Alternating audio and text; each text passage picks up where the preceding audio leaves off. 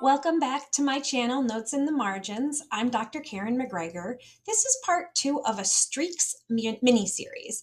This is a series within a series on a book called How to Change by Dr. Katy Milkman. If you missed part 1 on streaks, go back and watch the previous video. We covered why streaks work. Today, we're talking about something I like to call streak stacking. And yes, I'm going to make this about you and me, dear watcher, and this channel, but only because it's a good example. Okay, so here we go. Professional development. Everybody wants to do more professional development. We feel that there's goodness to that, but we struggle to carve out time to do it.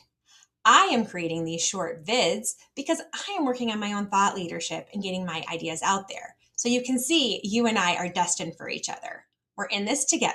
So if you want to make this little micro blast of professional development a lasting habit, you need to stack it somewhere. Let me explain. In Chapter 3 of How to Change, Milkman focuses on how to combat one of the most common habit killers, forgetting. You know you like my channel, but you forget about me. Oops. Oh yeah. Her solution is something called cue-based planning. The idea is simple and powerful. Attach a new behavior to something that already happens. Don't say, I'll remember. Say, when this happens, I'll do that.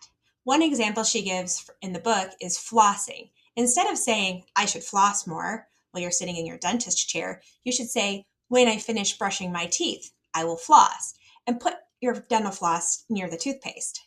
You're not relying on memory anymore, you're using a trigger. Milkman shares that research showing that when people tie actions to specific cues, follow through goes up significantly.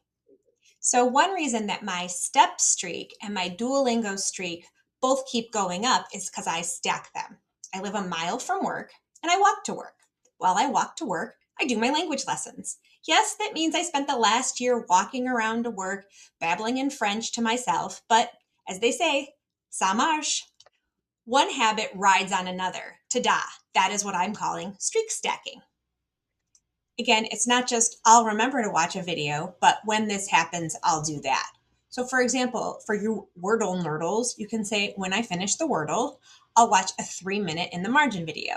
Yes, I just stacked my channel into your Wordle habit. That's a tiny anchor with repeatable exposure. If this channel is a useful micro professional development, stack it somewhere small and repeatable and like and subscribe. There's identity here. When you subscribe, you're not just clicking the little bell, you're becoming someone who keeps margin notes. Now, if you're trying to help students build in these habits, you can do some of these things to help them as well. For example, you can help them build a habit that says something like, when I get home from work, I'll check course updates, or when I drink my morning coffee, I'll read my instructor's feedback.